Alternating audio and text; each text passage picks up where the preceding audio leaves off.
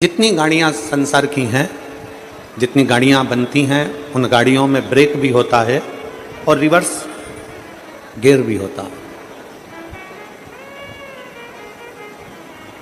पर मेरे भोले बाबा ने जो समय बनाया है, मेरे भोले बाबा ने जो काल बनाया है, समय बनाया है, समय चक्र बनाया है, इस समय रूपी गाड़ी में ना ब्रेक है ना रिवर्स गियर है। इसमें ब्रेक भी नहीं है और रिवर्स गियर भी नहीं है।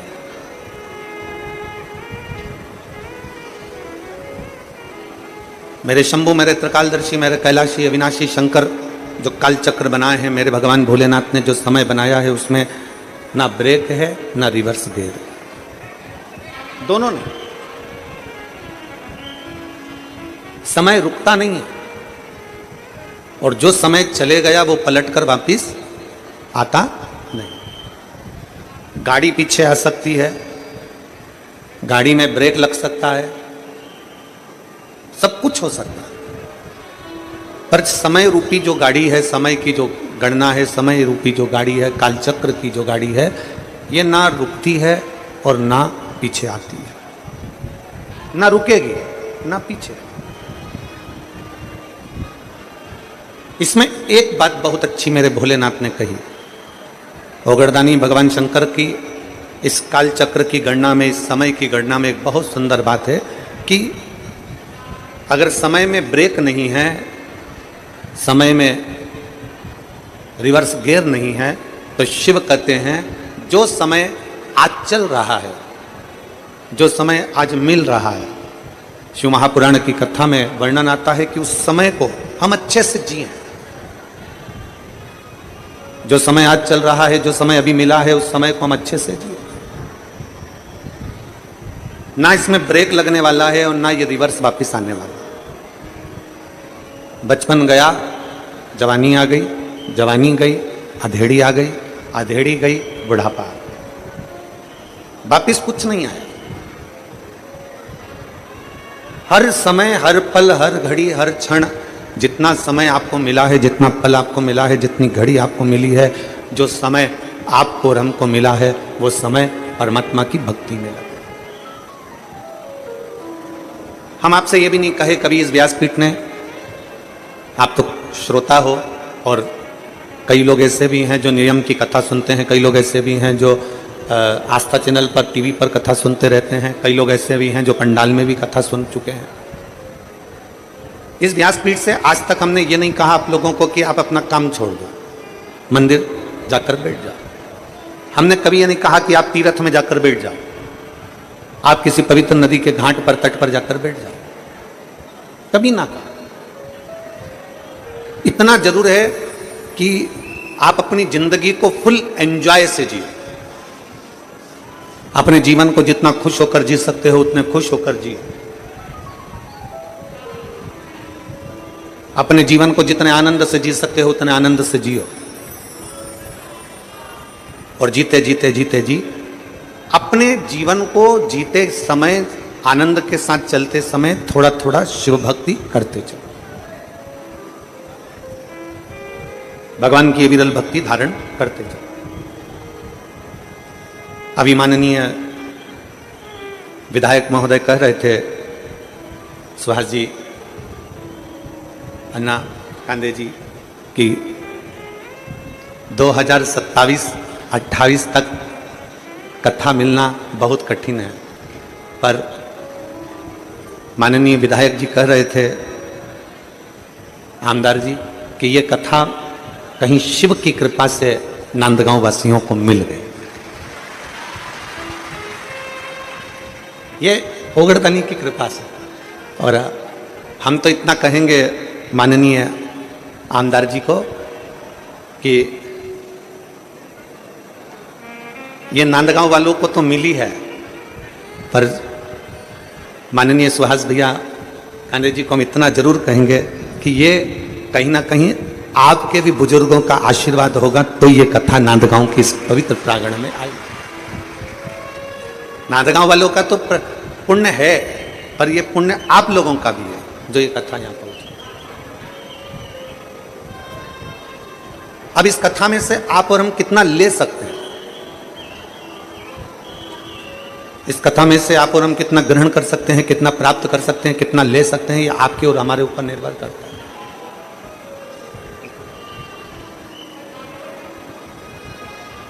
कथा में जब जाकर बैठो ना, शिव महापुराण के इस पवित्र प्रांगण में जब आप आकर बैठो तो आपके अंदर एक विश्वास होना चाहिए कि मैं बाबा की कथा सुनने के लिए बैठी हूं और ये मेरा भरोसा करता है एक ना एक दिन मेरे दुख को काटने के लिए मेरा भोले बाबा मेरे दरवाजे तक जरूर आए, मेरी तकलीफ को काटने के लिए, मेरे दुख को मिटाने के लिए मेरा शंभु, मेरा त्रिकालदर्शी, मेरा कैलाशी अविनाशी जरूर आए। और अंत समय प्रभु आना पड़ेगा, वचन दिया तो निभाना पड़ेगा। आए आए प्रभु कुटुंब कबीरा, अंत समय प्रभु आना पड़ेगा, वचन दिया तो निभाना पड़ेगा। अंत समय प्रभु आना पड़ेगा। जो आपको और हमको मिला है, कहीं जाओ मत जाओ, अपने मन को पवित्र बनाकर भगवान शिव की अविरल भक्ति को धारण। जरूरी नहीं कि किसी तीर्थ में बैठोगे तो भगवान मिलेगा, जरूरी नहीं कि कहीं नदी के तट पर जाकर बैठोगे तो भोलेनाथ मिलेगा, जरूरी नहीं कि घर छोड़कर बाबा बन जाओगे, साधु बन जाओगे, सन्यासी बन जाओगे, तपस्वी बन जाओगे, साधक बन जाओगे तो शिव मिलेगा। शिव महापुराण की कथा कथी है हमें बाबा नहीं बनना है। शिव महापुराण की कथा कथी है हमें बाबा नहीं बनना। शिव महापुराण की कथा कहती है हमें बाबा का बनना है, हमें भोलेनाथ का बनना है, हमें शिव का बनना है, हमें ओघड़दानी शंकर का बनना है, हमें हमारे ओघड़दानी शिव तत्व का बनना है। अगर कोई आपसे कह दे अपना घर छोड़कर बाबा बन जाना, ना ना कह देना सियोर वाला महाराज मना करा, हमें बाबा नहीं बनना, हमें बाबा का बनना है। बाबा बनना अलग बात है और बाबा का बनना अलग बात है।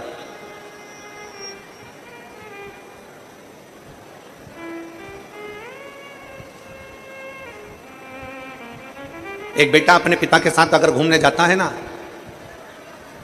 अगर बेटा पिता के साथ घूमने जा रहा है और बहुत भीड़ है, बहुत भीड़, बहुत भीड़,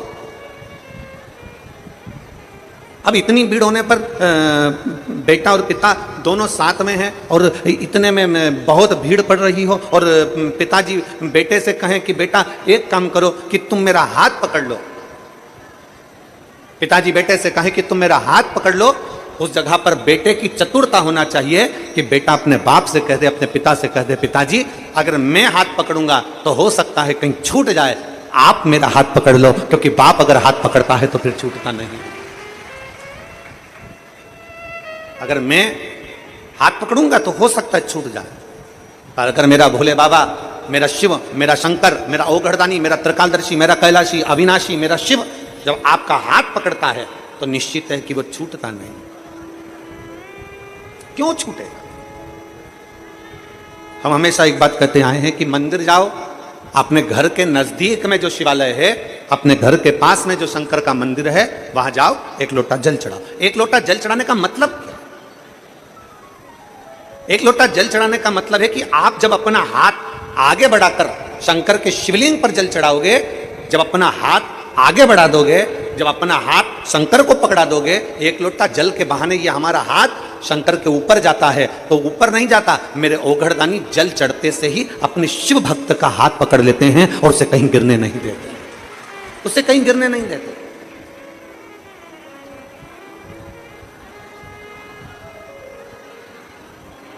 हमारे पास में कई लोग सूचना करते हैं, गुरुजी आप अपनी कथा में वही की वही भजन दोहराते रहते हो, आप अपनी कथा में वही की वही लाइन दोहराते रहते हो, बार बार इतनी कथा सुनी हमने, आपके भजन वही चलते हैं, आपकी लाइनें वही चलती है कथा में, आपके जो भजन की टिप है वो वही की वही चलती है। उसका कारण क्या है? हम पूरे शिव भक्तों से इतना चाहते हैं कि जो शिव महापुराण की कथा में भजन या एक लाइन कीर्तन की बोली जाती है, वो लाइन आप भी गुनगुनाओ, तो कभी शंकर के मंदिर में खड़े होगे तो बाबा के मंदिर में भी आपको वो लाइन का स्मरण होगा कि अंत समय प्रभु जितने बैठे हो सब गाइए।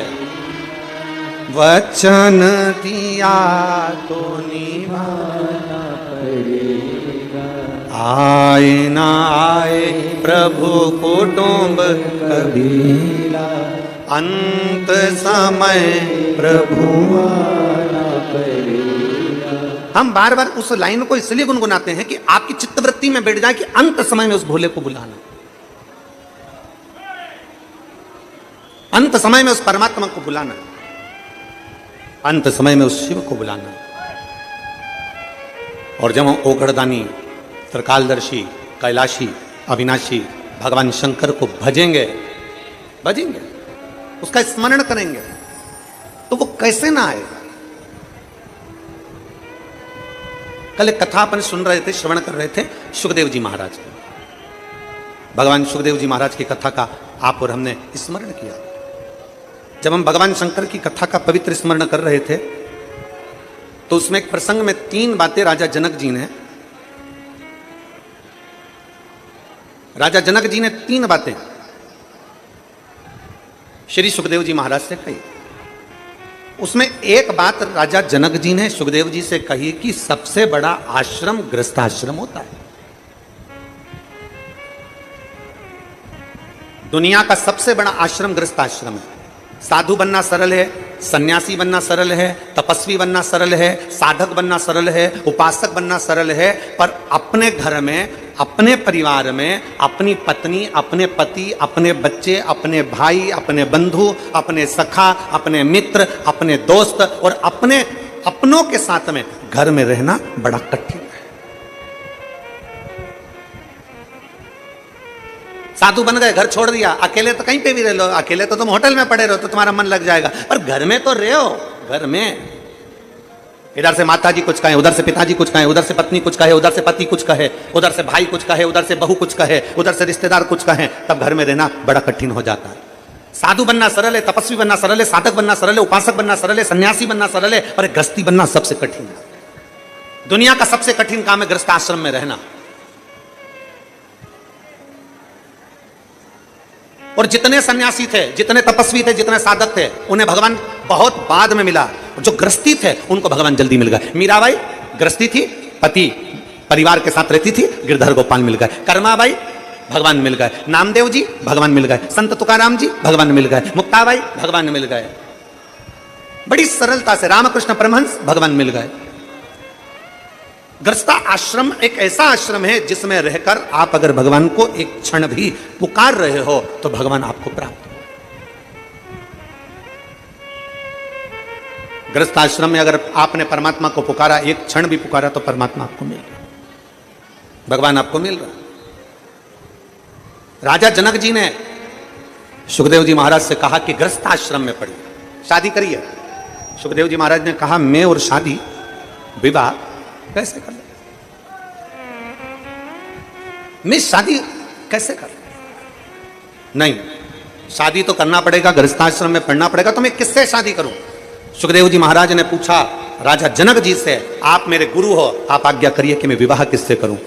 इतने में राजा जनक जी ने कह दिया, जन्म, मरण और परण।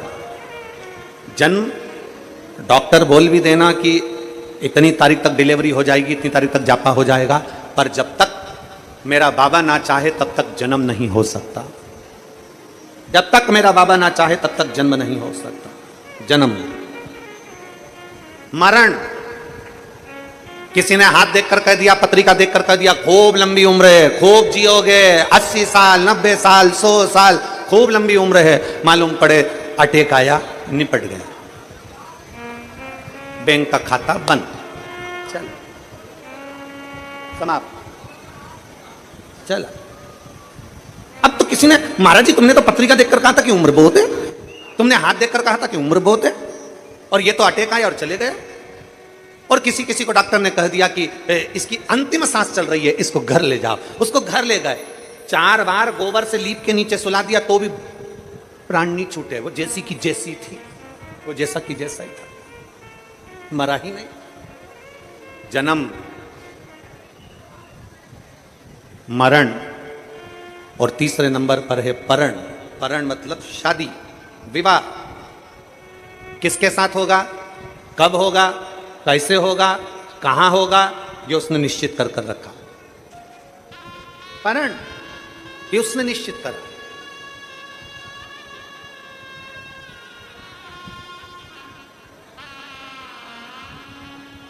मेरी जीजियां बैठी हैं यहां पर, मेरे जीजा बैठे हैं यहां पर, मेरी बेटियां बैठी हैं, मेरे बेटा बैठे हैं, मेरी माताएं, मेरे भाई बैठे हैं। मेरी जीजियों से पूछूं कि आपके घर के लोगों ने आपके लिए कितने लड़के देखे? कितने? ढेर सारे लड़के आप लोगों के लिए देखे, पर आपकी किस्मत में जो लिखा था वही मिला। और यहां मेरे जितने जीजा बैठे हैं, जितने भाई बैठे हैं, जितने बेटे बैठे हैं, उनसे कहूंगा आपके लिए कितनी लड़की देखी, पर तुम्हारे भाग्य में जो लिखी थी वही तुम्हें प्राप्त हो। जन्म, मरण और परण, ये तीन शिव के हाथ। आपके सोचे से कुछ नहीं होगा। सुखदेव जी महाराज जाइए, आपकी भक्ति का बल जब बढ़ेगा, आपके विश्वास का बल बढ़ेगा, आपकी श्रद्धा का बल बढ़ेगा, जब आप भगवान की अविरल भक्ति में डूबने लगोगे, तब भगवान ने तुम्हारे ललाट में जो स्त्री लिखी होगी वो तुम्हें मिल जाएगी। जाइए, चले। सुखदेव जी महाराज वन में पहुंच गए।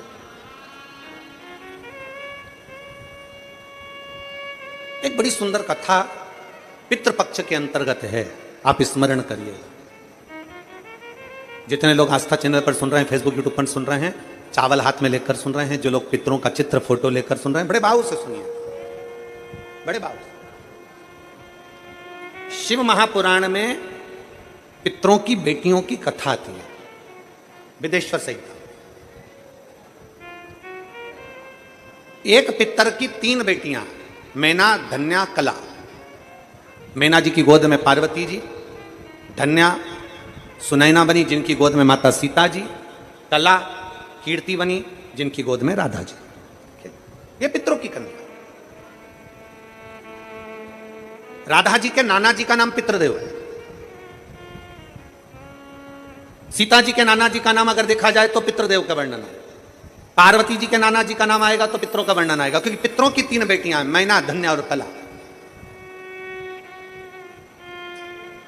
पितरों की 3 बेटियां, और ये तीनों बेटियां आनंद के साथ बैठी थी, और तीनों बेटियां भ्रमण करते करते कहीं पितृलोक में घूम रही थी। पितृलोक में जाते जाते बीच में सनकादि ऋषियों पर इनके वस्त्र का एक अंश, इनके वस्त्र का एक भाग सनकादि ऋषियों की जंघा पर पड़ गया। जंघा पर पड़ा तो उनके छोटे छोटे चरण थे जिसमें उनको घाव लग गया। घाव लगा, उन्होंने श्राप दे दिया कि तुम तीनों को मृत्युलोक में जाना पड़ेगा, तुम तीनों को पृथ्वीलोक पर जाना पड़ेगा। तीनों हाथ जोड़कर विनय करने लगी, हम पृथ्वीलोक पर चले तो जाएंगे, पर हमारा कल्याण कैसे होगा? तो तीनों से सनकादि ऋषियों ने कह दिया, तुम तीनों की गोद में 3 देवियां खेलेंगी। मैना तुम्हारी गोद में पार्वती जी खेलेंगी, धन्या तू सुनैना बनेगी, तेरी गोद में सीता जी खेलेंगी, कला तू कीर्ति बनेगी, तेरी गोद में राधा जी खेलेंगी। ये 3 देवियां संसार का कल्याण करने वाली होंगी, तो तुम्हारा भी कल्याण अपने आप हो जाएगा, तुम्हारा भी।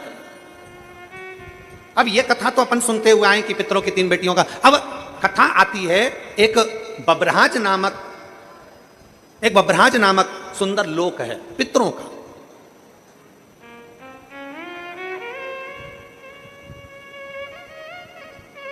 बब्रहाज नामक एक सुंदर पितृलोक है, बड़ा सुंदर पितृलोक है, जहां पर पितरों के स्वामी आर्यमा अपने एक मित्र, अपने एक भाई के साथ में विराजमान।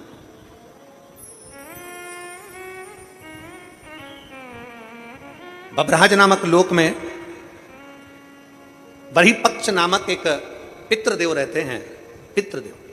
अब आपके स्मरण में रहे कि पितरों के लिए खीर बनाई जाती है, पितरों के लिए चावल की खीर का निर्माण किया जाता है, पितरों के लिए माश की दाल मतलब उड़द की दाल का प्रयोग किया जाता है, पितरों के लिए तुरई गिलकी का प्रयोग किया जाता है। ये हमारे यहाँ कई लोग कहते हैं कि साहब आपने माश की दाल अर्थात उड़द की दाल का या तो दही बड़ा बनाना था, या आपको मंगोड़ा बनाना था, या आपको इमरती बनाना थी, और खीर पितरों के लिए जरूर बनाना थी। तो ये कहाँ, क्यों, किस लिए, किस लिए? शिव महापुराण की कथा कर रही है। बब्रहाज नामक सुंदर लोक में, पितरों के लोक में बहिर्पक्ष नाम के एक पितृ विराजमान है। ये बहिर्पक्ष पहले पितृ नहीं थे, पर ये भगवान शंकर की भक्ति में इतने तल्लीन रहते थे, इतने तल्लीन रहते थे कि भगवान शंकर इन पर प्रसन्न हो गए। इन्होंने अपने जीवन काल में हर महीने जो शिवरात्रि आती है, ऐसी कोई शिवरात्रि नहीं छोड़ी जिस शिवरात्रि पर शंकर का अनुष्ठान ना किया, अर्थात शिव का अभिषेक ना किया, शंकर भगवान की भक्ति ना करी। और कितने किस्मत वाले हो जे नांदगांव वालों, ऐ महाराष्ट्र वालों, नांदगांव वालों को मैं बहुत बहुत साधुवाद देता हूं कि आप जिस कथा को श्रवण कर रहे हो पितृपक्ष में, इसी पितृपक्ष के अंतर्गत 30 तारीख को मासिक शिवरात्रि इस पितृपक्ष की पड़ेगी और आप और हम सब कथा के रसतत्व में बैठे। कितने किस्मत वाले, भाग्यशाली, ये आपके भाग्य की सराहना है आपको।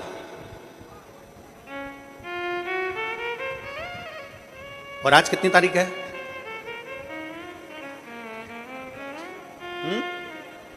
27। बाबा की भक्ति का एक आनंद अपने जीवन में हमें लेना,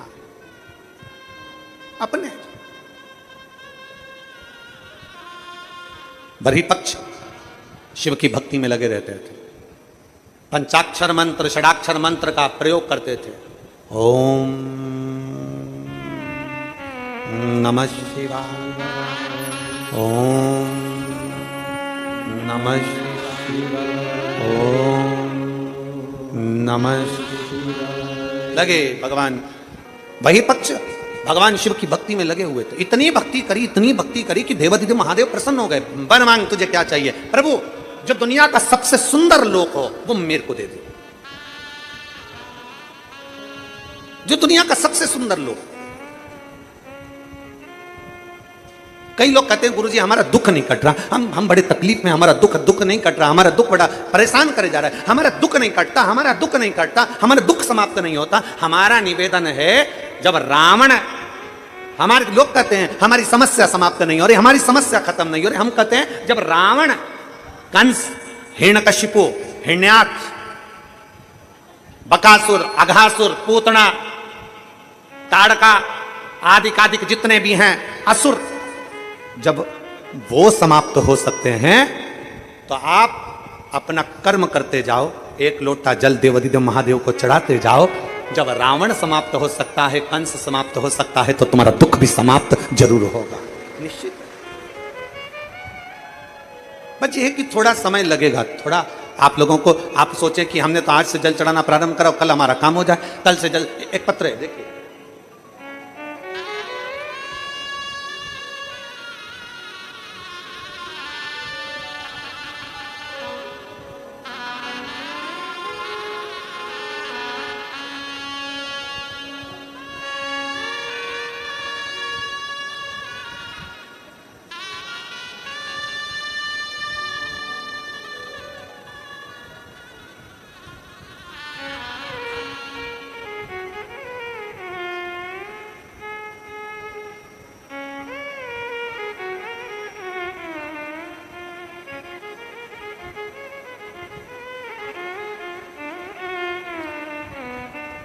सो सुंचिता जितेंद्र पाटोले, लक्ष्मी नारायण लांस, धुलिया, महाराष्ट्र। कहीं बैठे हों तो हाथ हिला सकते हैं। आ जाइए, एक बेलपत्र ले जाइए, आ जाइए, आ जाओ। गुरुदेव, मुझे एक बेटा और 2 बेटियां हैं। मेरे पति बस कंडक्टर हैं, सब कुछ है भी और नहीं भी है। गुरुदेव,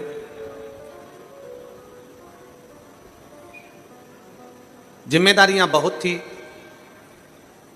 कुछ गलत संगत के कारणवश पति पड़ गए। तब बाबा पर भरोसा कर कर फिर कामकाज चालू करा और अपने बेटे को इंजीनियरिंग की पढ़ाई करवाई। मेरा बेटा इंजीनियरिंग की पढ़ाई तो कर लिया, पर 3 साल निकल गए, पर उसका कहीं जॉब नहीं लगा। मेरा बेटा कहता है, माँ कहीं प्राइवेट में भी अगर जॉब लग जाए तो मैं कम से कम तुम्हारे को हेल्प तो करूं, पर प्राइवेट में भी जॉब मिलता नहीं। मेहनत करी, प्राइवेट में जॉब किया, फिर आखिरी में बेटे ने कहा, माँ आप कथा सुनती और कथा में वो सीहोर वाला महाराज कहता है कि शंकर पर चढ़ाया गया जल कभी खाली नहीं जाता है।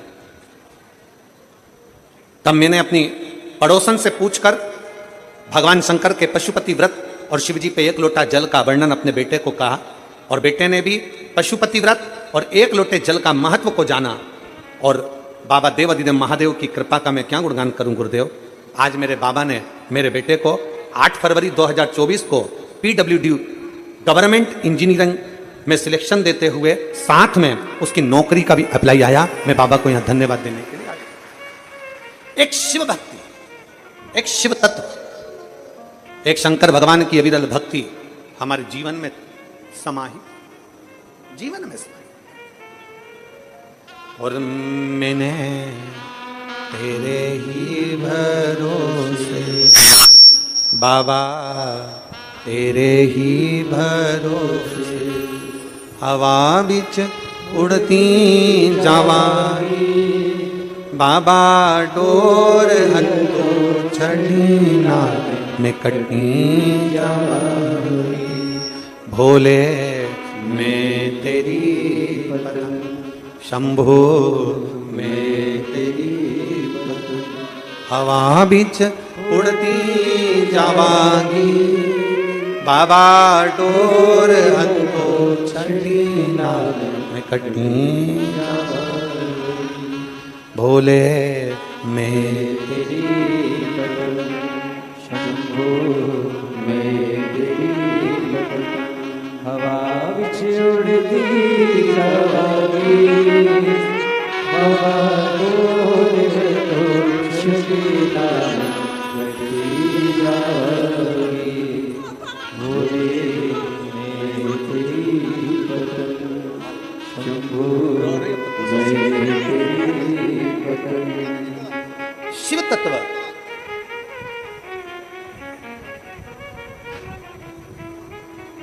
एक बहन का बेटा PWD में लग गया और दूसरी जो आई हैं 8 साल से बेटा सरकारी नौकरी की तलाश में था। बाबा के कावड़ यात्रा भरी सीहोर की और बाबा की कृपा से महाराष्ट्र पुलिस में उसका सिलेक्शन हो गया और वो भी उसमें लग गया। शिव तत्व अभी पुणे में सर्विस कर रहा है। पुणे एक विश्वास, एक भरोसा, एक दृढ़ता अपने भीतर अगर होगी तो शिव तत्व जरूर मिलेगा, शंकर जरूर प्राप्त। और खाली ना जाता कोई दर से तुम्हारे, खाली ना जाता कोई दर से तुम्हारे, मैं भी खड़ी हूँ नदी बाहें पसारे, अपने हृदय से लगा लो गिरा जा रहा हो, उठा लो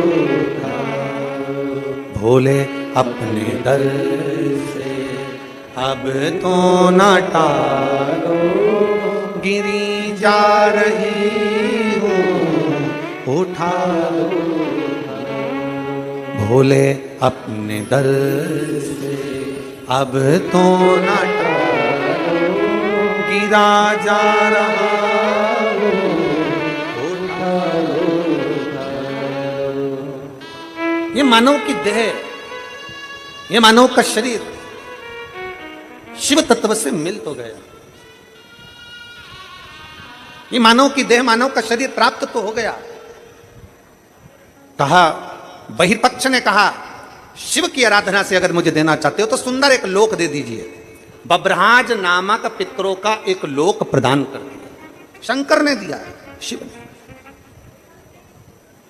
कोई लेट बनता है, कोई जल्दी बनता है, शिव को जल चढ़ाने वाला एक दिन सेठ जरूर बनता है।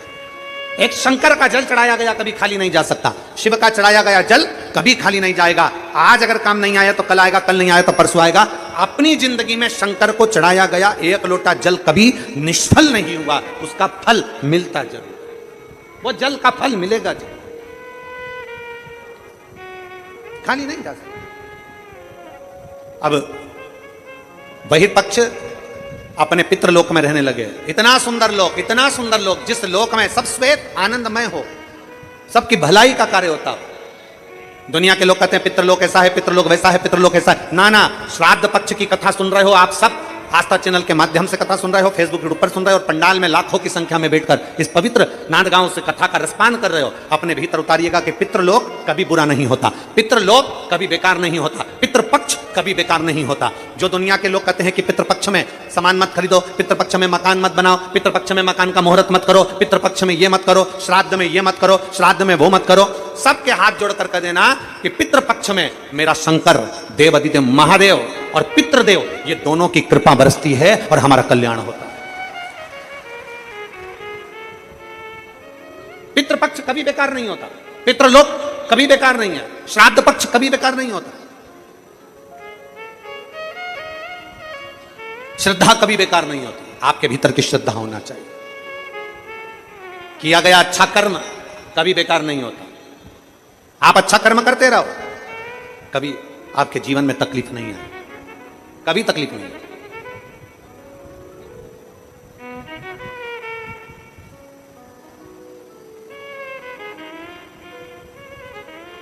कल हम जब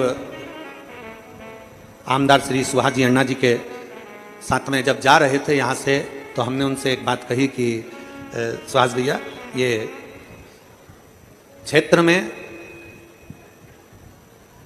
अगर किसी के जीवन में थोड़ा बहुत भी रोग बीमारी का क्रम आता है तो उसका साथ, तो हमको तुरंत उसी समय पर अंजुम ताई बोली कि गुरुजी लगभग हमारे नांदगांव और आसपास के मनवाड़ क्षेत्र के अंतर्गत जितने भी लोगों को आंखों में तकलीफ होती है उसकी जांच कराना, जांच के साथ में उनको चश्मा लगवाना और उनका मेडिकल चेकअप करवाना, एम्बुलेंस की सुविधाएं, एम्बुलेंस उनके दरवाजे तक भेजना और उसका कोई शुल्क नहीं। हमने तुरंत श्रीमती अंजुम ताई के शब्द सुनकर हमने उनको धन्यवाद दिया कि आप दोनों को यह साधुवाद है कि आज के जमाने में सबसे ज्यादा महंगा होता है मेडिकल, और आप इन साधारण सहज लोगों के लिए, आपके क्षेत्र के लोगों के लिए आपने इतनी सुविधा दे रखी है, उसके लिए मैं आपको साधुवाद देता हूं।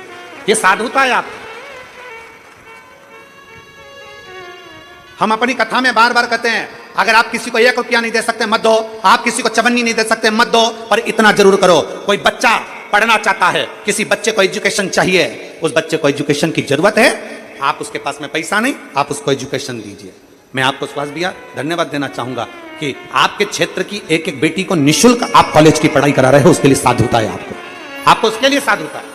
एजुकेशन की जरूरत है, एजुकेशन दीजिए। हमने फिर कहा आप 1 रुपए का दान किसी को नहीं दे सकते मत दो। अपने नजदीक में कोई रह रहा है, उसको बीमार है, तकलीफ में, और आपके दरवाजे पर अगर कोई आकर अलख जगा रहा है कि भैया मेरे यहाँ तकलीफ है और आपको ये बीमारी मालूम पड़े, आपका सहयोग मिल जाए, उससे बढ़कर क्या चाहिए? इससे बढ़कर दुनिया का कोई सुख नहीं है। आप 1 रुपए किसी को मत दो, नहीं देते मत दो, पर कोई भूखा है उसको भोजन करा दो, कोई प्यासा है उसको पानी पिला दो। आपके हाथों से सत्कर्म करते चलिए, सत्कर्म। क्या पूछेगा ऊपर भोलेनाथ? अरे ओ नांदगांव वालों, ऊपर जाएंगे अपन तो भगवान क्या पूछेगा? तूने पाप कितने किए ये पूछेगा? अरे बोलो तो जम के नहीं, भगवान तुम्हारे जैसा फ्री नहीं है जो पाप पूछेगा कि पाप कितने किए। जैसे अपन लोग फ्री रहते ना तो दुनिया का बस यही देखते रहते, उसने क्या बुरा करा, क्या बेकार करा, क्या गलत किया, अपन 24 घंटे बस इसी में लगे रहते। भगवान ऐसा फ्री नहीं बैठा कि तुमसे पूछेगा तूने पाप कितना किया। भगवान तुमसे ये भी नहीं पूछेगा कि तूने पुण्य कितना किया, यह भी परमात्मा नहीं पूछेगा। उसके पास में डायरियां बनी हुई है तेरे पाप की, तेरे पुण्य की। जब अपन पैदा हुए अपने अंदर एक सिम फिट करके जन्म दिया है परमात्मा ने, उसके पास सारा लेखा जोखा, एक बटन दबाएगा तेरे पाप और पुण्य का लेखा उसके पास आ जाएगा कि कहां भेजना है। पहले का समय था कि चित्रगुप्त महाराज खाता देखते थे, आजकल चित्रगुप्त महाराज भी लैपटॉप रखते हैं। पहले का समय था कि चित्रगुप्त महाराज खाता देखते थे, आज के समय में चित्रगुप्त महाराज लैपटॉप रखते हैं, एक बटन में दबाते हैं, बस दबाते थे देख लेते कितना पाप कितना पुण्य। बस उसी तरह भगवान तुमसे नहीं पूछेगा कि तुम्हारा पाप कितना किया, भगवान तुमसे नहीं पूछेगा कि तुमने पुण्य कितना करा, पर भगवान तुमसे जरूर पूछेगा कि तेरे को मनुष्य का शरीर दिया था, पृथ्वी पे जाके एंजॉय कितना किया, खुश कितना रहा, सुखी कितना रहा, तूने अपने आनंदमय जीवन को कितना जिया। ये मानव का शरीर बार बार नहीं मिलता। 83,99,999 जन्म निकलने के बाद 84,00,000वें नंबर का जन्म है मनुष्य का जन्म। और उस मनुष्य के जन्म में तूने भजन नहीं करा, मनुष्य के जन्म में तूने भक्ति नहीं करी, मनुष्य के जन्म में तूने किसी प्यासे को पानी नहीं पिलाया, मनुष्य के जन्म में तूने किसी भूखे को भोजन नहीं कराया, अपनी प्रसन्नता में जिया नहीं, पूरी जिंदगी रो रो के मर गया। कभी अभी हमने कथा में कहा था, छत्तीसगढ़ में बचपन में होमवर्क, जवानी में होम लोन और बुढ़ापे में अलोम विलोम, जिंदगी समाप्त। बचपन में होमवर्क, जवानी में जम के बोलो होम लोन, और बुढ़ापे में अलोम और विलोम, बस बुढ़ापा तक समाप्त। ये जीवन निकल गया। बचपन होमवर्क करते करते निकल गया, होमवर्क कर ले, होमवर्क कर ले, होमवर्क कर ले, दोचे पीटे होमवर्क कर ले, होमवर्क कर ले। और जवानी में पत्नी पति से बोले, पति पत्नी से बोले, अपन दोनों पुणे में रह रहे हैं, एक फ्लैट ले लें, home loan home loan home loan, और लोन चुकाते चुकाते फ्लैट फ्लैट फ्लैट फ्लैट, आखिरी में गया लेट और हो गया फ्लैट। बचपन में होमवर्क, जवानी में होम लोन और बुढ़ापे में शरीर साथ नहीं दे रहा, तो सुबह से शाम तक अलोम और बुढ़ापा निकल गया, जवानी गई, अधेड़ी गई, बुढ़ापा गया। परमात्मा पूछेगा पाप कितना किया, भगवान इतना फ्री नहीं है तुमसे पूछे कि पाप कितना किया, भगवान इतना फ्री नहीं है कि तुमसे पूछे कि पुण्य कितना करा। भगवान तुमसे पूछेगा मनुष्य का शरीर दिया था, क्यों रे, नांदगांव में कथा हो रही थी, गया था, बैठा था, चले जाता, थोड़ा एंजॉय कर लेता, कहीं बैठकर कथा का रसपान कर लेता। ये मानव का शरीर मिला था, तूने यूं ही गवा दिया, बड़ी मुश्किल से मिला था, यूं ही चले गया। 7 दिन की कथा में आज 2 दिन चले गए, कितने दिन बचे? अरे बोलो तो 5 दिन। 5 दिन ऐसे ही चले जाएंगे और तुम सोच सोच के रह जाओगे, अब बस कल जाऊंगी, बस कल जाऊंगी। और कल से पहले, कल दोपहर में कथा होने वाली है 1 बजे से, और उसके पहले रात्रि के 11:30 बजे छाती में दर्द हुआ, निपट गई तो क्या करोगे क्या? किसको भरोसा, किसको भरोसा? अरे साथ देती नहीं ये किसी का, क्या भरोसा है इस जिंदगी का, साथ देती नहीं ये किसी का, क्या भरोसा है इस जिंदगी का। क्या भरोसा है, कौन सा भरोसा? खुश होकर जियो, फुल एंजॉय। अपना मानव का देह मिला है, कभी किसी का बुरा मत करो, फुल आनंद के साथ, मस्ती के साथ, आनंद के साथ, भक्ति के साथ, भजन के साथ, कीर्तन के साथ, अपने आनंद में खुशियों के साथ जियो, रोकर नहीं। Smile please. फोटो वाला भी कर देता है, जब फोटो खिंचवाने जाओ तब फोटो वाला भी कहेगा ए आई स्माइल, ए भाऊ स्माइल। फिर निवेदन है, कितने सारे लोग फोटो ले लेके आए हैं अपने पूर्वजों का, फोटो को देखकर जरा विचार करो, इनका एक ही फोटो है। आपसे निवेदन है, जिंदा होना तब तक डीपी पे रोज फोटो बदलो, नहीं तो आखिरी में तो एक दीवार पे भी लग जाता है, दीवार पे। और जितना सेल्फी में स्माइल देते हो ना, उतना सेल्फ जीवन में स्माइल दीजिए, उतना अपने जीवन में स्माइल, खुश रहो, प्रसन्न।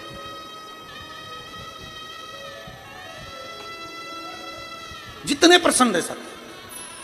कर्जा हो गया ना, कोई बात नहीं, तकलीफ आ गई ना, कोई बात नहीं, दुख आ गया ना, कोई बात नहीं, तो भी प्रसन्न, तो भी खुश रहो।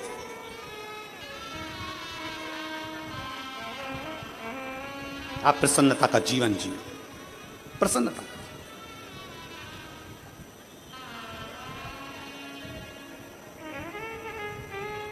अपने क्षेत्र का आनंदमय भाव प्रसन्नता में रखो, प्रसन्नता। शिव पुराण कह रही है, भगवान शंकर का चरित्र कर रहा है, भगवान शंकर का संवाद कर रहा है।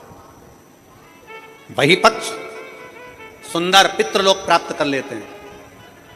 बभराज नामक लोक में वही पक्ष रहते हैं।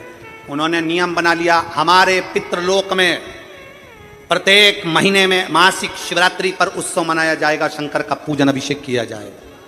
एक दिन वही पक्ष पितरों की आराधना कर रहे थे। बहिर्पक्ष पितृपक्ष में शिव की आराधना में लीन थे, शंकर के। कोई तुमसे पूछे हम पितरों की पूजन करते हैं तो पितर किसकी पूजन करते हैं? कोई तुमसे पूछे कि हम पितरों की पूजन करते तो पितर किसकी पूजन करते हैं? उस समय पर आपका जवाब होना चाहिए कि पितृलोक में रहने वाले वही पक्ष, पितृलोक में रहने वाले वही पक्ष पितृ शंकर भगवान की आराधना में लीन रहते हैं, शिव की आराधना में लीन रहते हैं। शंकर की वही पक्ष शिव की आराधना, वही पक्ष बैठे थे। मासिक शिवरात्रि थी, शिवरात्रि का दिन था। उनके मन में आया मेरे घर में कोई ऐसी बेटी का जन्म हो, ऐसी कन्या का जन्म हो, ऐसी बेटी का जन्म हो जो संसार सागर में अपने आनंद के साथ जिए और जीवों का कल्याण करे। वही पक्ष के घर में एक बेटी ने जन्म लिया जिसका नाम पीवरी हुआ। पीवरी पीवरी बड़ी हुई। शिवरात्रि के समय पर उसको नहीं मालूम था कि पितृपक्ष में 16 दिन जो पितरों के होते हैं, इस पितृपक्ष के अंदर 16 दिन के अंदर जो शिवरात्रि आती है, आश्विन महीने के अंतर्गत पितृपक्ष में जो शिवरात्रि आती है, इसके स्मरण में नहीं था। बच्चे थे, इसके स्मरण में नहीं आए, इसके स्मरण में नहीं पहुंचे। पितृपक्ष में, पितृपक्ष के अंतर्गत, आश्विन के अंतर्गत श्राद्ध पक्ष में पड़ने वाली शिवरात्रि के दिन बैठी और शंकर भगवान के पार्थिव लिंग का निर्माण कर रही। पार्थिव लिंग का निर्माण करते करते पार्थिव लिंग के निर्माण का पूजन कर रही थी और पूजन करते करते उसके मन में आ गया, उसके मन में आया कि मैं विवाह करूं उससे, मैं विवाह उससे करूं जो संसार सागर के कल्याण की बात करे, संपूर्ण विश्व के कल्याण की बात, मैं विवाह उससे। पीवरी के मन में आ गया। इसलिए आज भी जिस बेटा बेटी का विवाह 35 साल, 40 साल, 30 साल हो गए और शादी नहीं हो रही हो, जिस बेटा बेटी का संबंध नहीं हो रहा, उससे निवेदन है पितृपक्ष में जो शिवरात्रि आ रही है, उस पितृपक्ष की शिवरात्रि के दिन एक बूंद घी, गौ माता का घृत, गाय के दूध से बना हुआ, गौ माता का गाय के दूध से बना हुआ घी एक उंगली में जरा सा लगाकर, जिस लड़का लड़की का विवाह नहीं हो रहा हो वो लेकर जाए, शंकर के शिवलिंग पर उसका लेपन करे और उसी उंगली को अशोक सुंदरी वाली जगह पर पीवरी के नाम से, पितृपक्ष में सुखदेव जी महाराज की धर्म पत्नी पीवरी के नाम से अगर अशोक सुंदरी वाली जगह पर लगाकर एक लोटा जल भगवान शंकर को समर्पित कर दे तो उसका विवाह होता ही है। अगला पितृपक्ष आएगा उससे पहले उसका विवाह होगा ही होगा, विवाह होगा। गौ माता के दूध से बना हुआ घृत और निवेदन रहेगा सभी जिनके घर में अगर 35 साल, 40 साल, 30 साल, 25 साल हो गए, 15 साल हो गए, 20 साल हो गए, शादी के बाद में अगर संतान का सुख नहीं हो रहा है, संतान का सुख, तो उनसे निवेदन करेंगे, उनसे निवेदन। प्रयास करो श्राद्ध पक्ष में भगवान शंकर को थोड़ा सा शिवरात्रि के दिन घृत, गाय के दूध से बना हुआ घी, गाय के दूध से, नकली नहीं, नकली ने तो अभी धमाल मचा रखा है तिरुपति में, नकली नहीं। कल हमने कथा में कहा था, आप लोगों के स्मरण में है, कल कथा में कहा था जरूरी नहीं कि 5 लीटर दूध भगवान को चढ़ाया जाए, जरूरी नहीं कि 10 लीटर दूध भगवान को चढ़ाया जाए, जरूरी नहीं कि ढेर सारी सामग्री भगवान को चलाई जाए। शंकर भगवान की कथा कहती है अगर एक बूंद, एक चम्मच भी अगर आप दूध दे रहे हो, असली दीजिए, गौ माता का दीजिए। एक घी का दिया भी लगा रहे हो तो गाय के घृत से बना हुआ लगा, देसी गाय के घृत। थोड़ा सा भी दो पर भगवान को शुद्ध दो, थोड़ा सा। अशुद्ध नहीं चाहिए बना,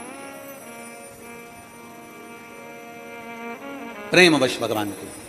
अब पीवरी ने मांगा तो निवेदन, अगर बन सके, जिनके घर में संतान का सुख नहीं है, अगर ये शिवरात्रि जो आ रही है श्राद्ध पक्ष की शिवरात्रि मतलब पितृ और महादेव दोनों का वर हमको प्राप्त होता है। मान लो घर में पितृदोष हो गया, आहुत दोष हो गया, वासुक दोष हो गया, काल सर्प दोष हो गया, सारे दोष तुम्हारे पास में, कोई ने कह दिया मंगल हो गया, कोई ने कह दिया शनि चढ़ गया, कोई ने कह दिया बुध चढ़ गया, कोई ने कह दिया गुरु चढ़ गया, कुछ भी चढ़ जाए, तुम महादेव के पास जाइए।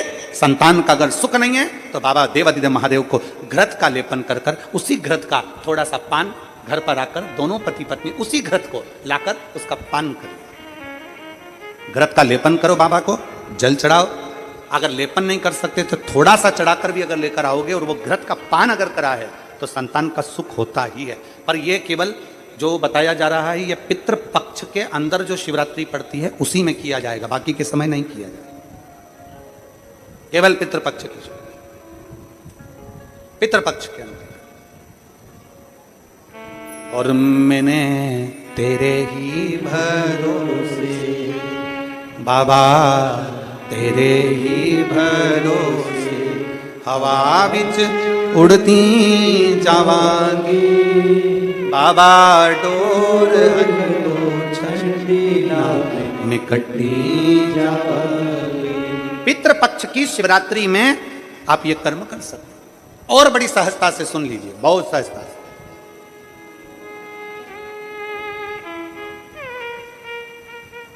जो बेटा कंपटीशन एग्जाम में बैठ रहा है, जो बेटा कहीं ना कहीं इंटरव्यू देने जा रहा है, उससे निवेदन है पढ़ने वाले बेटे से कि अपनी मेहनत को 4 गुना बढ़ा ले। अपनी मेहनत को 4 गुना बढ़ा, खूब पढ़ो, खूब अध्ययन करो। और जब इस पितृपक्ष की शिवरात्रि आ रही है तो पितृपक्ष की शिवरात्रि पर एक बेलपत्र पर हमेशा आप लोगों को कहा कि आप कभी भी परीक्षा देने जाना तो बेलपत्री की मध्य पत्ती पर शहद लगाना। पर अगर पितृपक्ष चल रहा है और पितृपक्ष की शिवरात्रि है तो मध्य पत्ती पर थोड़ा सा गौमाता का घृत, गाय का घी उस बीच वाली पत्ती पर लगाकर बाबा देवादिदेव महादेव को इस डंडी का मुख उत्तर की ओर, डंडी का मुख कहां पर हो, जम के बोलो जरा, उत्तर की ओर। उत्तर जानते हो मतलब जहां शंकर जी का पानी बहकर जाता है, उत्तर की ओर डंडी का मुख हो। अगर डंडी का मुख उत्तर की ओर रखा है और घृत लगा हुआ आपने ये पितृपक्ष की शिवरात्रि पर अगर समर्पित किया है तो ये निश्चित है अगली शिवरात्रि जब आएगी पितृपक्ष की तो आपका पत्र उससे पहले इस व्यासपीठ पर जरूर मिलेगा, निश्चित। पितृपक्ष की शिवरात्रि साधारण नहीं है। पितृपक्ष की शिवरात्रि में एक भगवान शंकर और पितरों का एक आनंदमय भाव प्रकट होता है, आनंदमय भाव।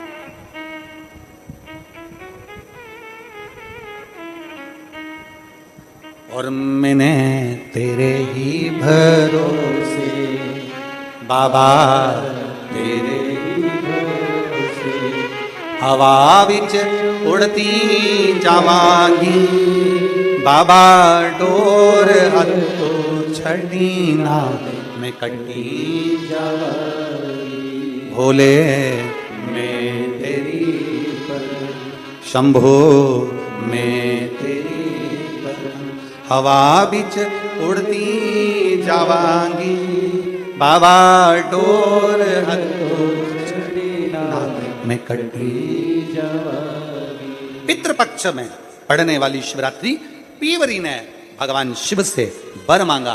बाबा देवादिदेव महादेव की कृपा ऐसी हुई कि भगवान शंकर का ही स्वरूप अंश श्री सुखदेव जी महाराज, भगवान शिव का एक अंश स्वरूप श्री सुखदेव जी महाराज। एक बार ये कथा कह रहे थे तो किसी ने पूछा कि सुखदेव जी भगवान शंकर का अंश कैसे हो गए?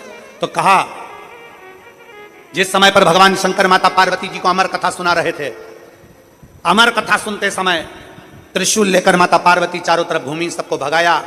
तोते का अंडा कोटर में गिर गया। उस अंडे के अंदर तोते का बच्चा था जिसने शंकर भगवान के मुख से अमर कथा को सुन लिया। और वो तोते का बच्चा जब भागा तो व्यास जी महाराज की धर्मपत्नी के गर्भ में जाकर बैठ गया। तोते के बच्चे को कहते हैं शुक, व्यास जी की पत्नी के गर्भ से जन्मा इसलिए कहलाया देव। दोनों को मिला दो तो हो गया शुक्रदेव। भगवान शंकर की वाणी के द्वारा इसका प्रागट्य है। इसलिए भगवान शिव तत्व के द्वारा इसको अमर तत्व प्राप्त है, इसलिए इसको भगवान शंकर का ही अंश कह दिया, भगवान शिव का ही अंश बोल दिया। भगवान शिव, सुखदेव जी पीवरी भगवान शंकर की आराधना में डूबी हुई पीवरी, भगवान शिव तत्व को प्राप्त करने वाली पीवरी, भगवान शंकर की अविरल भक्ति में डूबने वाली पीवरी भगवान शिव से वर मांगती है कि मेरे को पति मिले तो आप सासुरु, आप अमर तत्व को धारण करने वाला भगवान शंकर ने पीवरी का विवाह का वर दे दिया कि आपका विवाह सुखदेव जी के साथ होगा। सुखदेव भगवान श्री सुखदेव जी महाराज के साथ, और महाराज शिव तत्व कहता है, भगवान शंकर का पावन चरित्र कहता है, भगवान शिव का पवित्र चरित्र कहता है।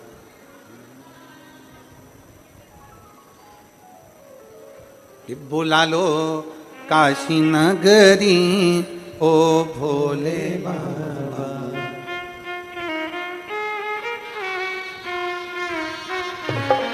बुला लो काशी नगरी ओ भोले बाबा, बुला लो काशी नगरी ओ भोले बाबा, बुला लो काशी नगरी ओ भोले बाबा, बुला लो काशी नगरी ओ भोले बाबा, ओ भोले बाबा मेरे ओ शंभु बाबा, ओ भोले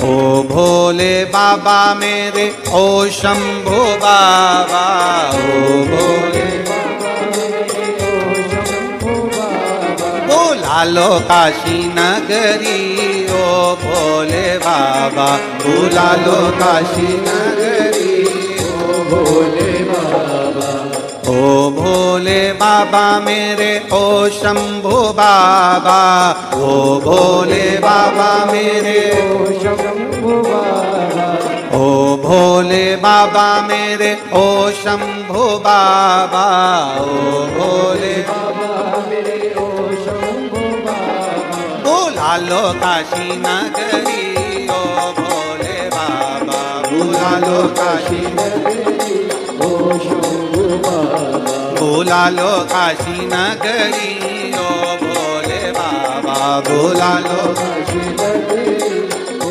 शंभु। दोनों हाथों से ताली सेवा देते हुए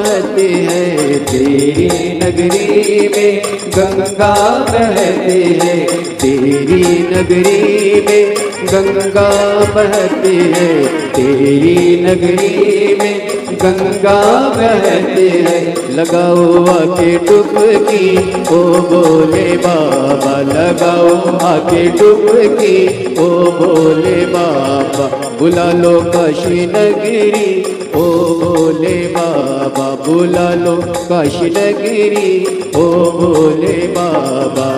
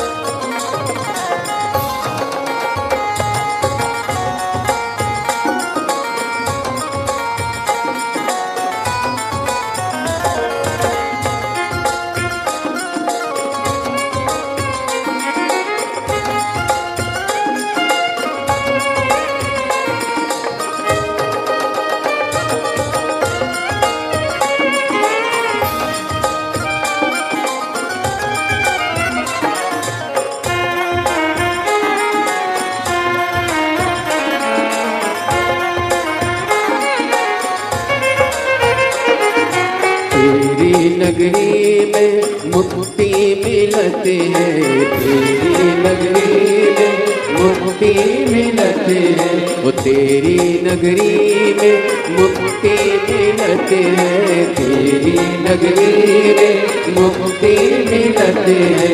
करो मुक्ति हमारी ओ भोले बाबा, करो मुक्ति हमारी ओ भोले बाबा, बुला लो काशी नगरी ओ भोले बाबा, बुला लो काशी नगरी ओ भोले बाबा, ओ भोले बाबा, ओ शंभु बाबा, ओ भोले बाबा, ओ शंभु बाबा, बुला लो काशी नगरी ओ भोले बाबा, बुला लो काशी नगरी ओ भोले बाबा।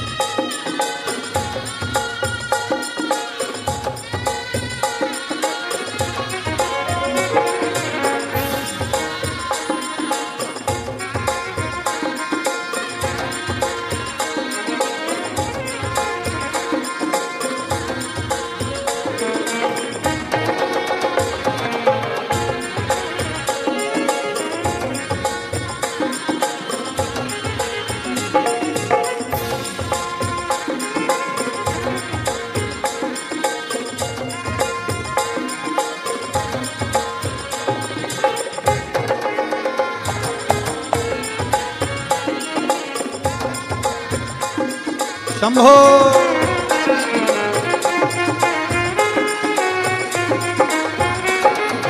तेरी नगरी में अजब नजारा, तेरी नगरी में अजब नजारा, तेरी नगरी में अजब नजारा, तेरी नगरी में अजब नजारा। घुमा दो काशी नगरी ओ भोले बाबा, घुमा दो काशी नगरी ओ भोले बाबा, बुला लो काशी नगरी ओ भोले बाबा, बुला लो काशी नगरी ओ भोले बाबा, ओ भोले बाबा, ओ शंभु बाबा, ओ भोले बाबा, ओ शंभु बाबा, बुला लो काशी नगरी ओ भोले बाबा, बुला लो काशी नगरी ओ भोले बाबा।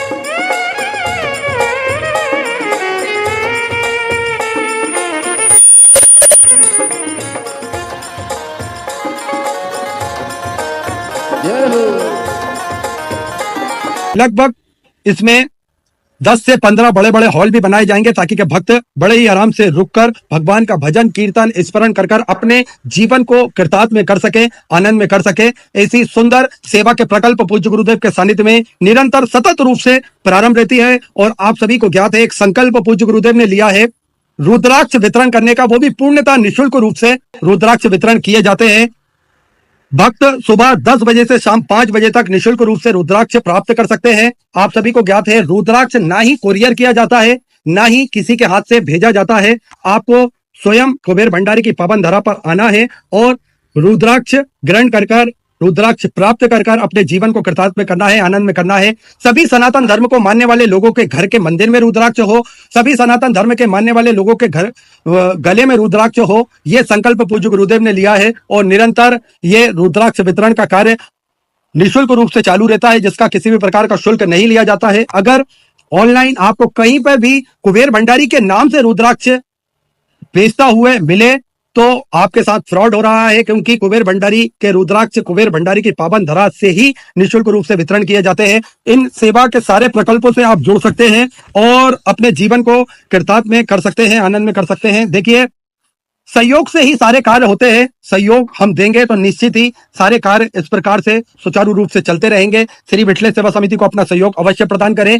आप सभी को ज्ञात है कि 16 दिन श्री विठले सेवा समिति के सानिध्य में, पूज्य गुरुदेव के सानिध्य में 16 सराध के पावन दिनों में, पावन उपलक्ष्य में अन्य क्षेत्र लगाया जाता है निःशुल्क रूप से भक्तों के लिए विठले सेवा समिति द्वारा। ये अन्य क्षेत्र नंदगांव, नासिक, महाराष्ट्र की पावन धरा पर भी चल रहा है। आप इसमें भी अपने पितरों के निमित्त सहयोग राशि दे सकते हैं, अन्य दान में सहयोग प्रदान कर सकते हैं। तो जिन दानदाताओं को, जिन भामाशाहों को अपनी सहयोग राशि प्रदान करना है, वे टीवी स्क्रीन पर श्री विठले सेवा समिति का 2 अकाउंट नंबर एक्सिस बैंक का और सेंट्रल बैंक ऑफ इंडिया का चल रहा है। दोनों में से किसी में भी अपनी सहयोग राशि जमा कर अपना नाम आप व्हाट्सएप पर भेज सकते हैं। आइए सीधे हम सभी सुंदर जिन दानदाताओं ने सहयोग राशि प्रदान करी उन सभी के नाम श्रवण करेंगे। माली देवी सूरत गुजरात से सुंदर 501 रुपए की सहयोग राशि आपने समर्पित की। गुप्तदान में सुंदर 500 रुपए संतोषी जी की तरफ से सुंदर 500 रुपए, सुभाष हनुमान जी परदेसी की तरफ से सुंदर 500 रुपए, अरुण कुमार जी की तरफ से छतरपुर मध्य प्रदेश से 500 रुपए। गुप्तदान में सुंदर 1001 रुपए की सहयोग राशि आपने समर्पित की। गुप्तदान में सुंदर 1101 रुपए की सहयोग राशि आपने समर्पित की। सुषमा जी यादव भिलाई छत्तीसगढ़ से सुंदर 500 रुपए, विजय जी की तरफ से सूरत गुजरात से सुंदर 500 रुपए, विजय जी मंडल की तरफ से सुंदर 500 रुपए, सकुंतला कुमारी जी की तरफ से पटना बिहार से सुंदर 500 रुपए, रमेश जी की तरफ से सुंदर 500 रुपए की सहयोग राशि आपने समर्पित की।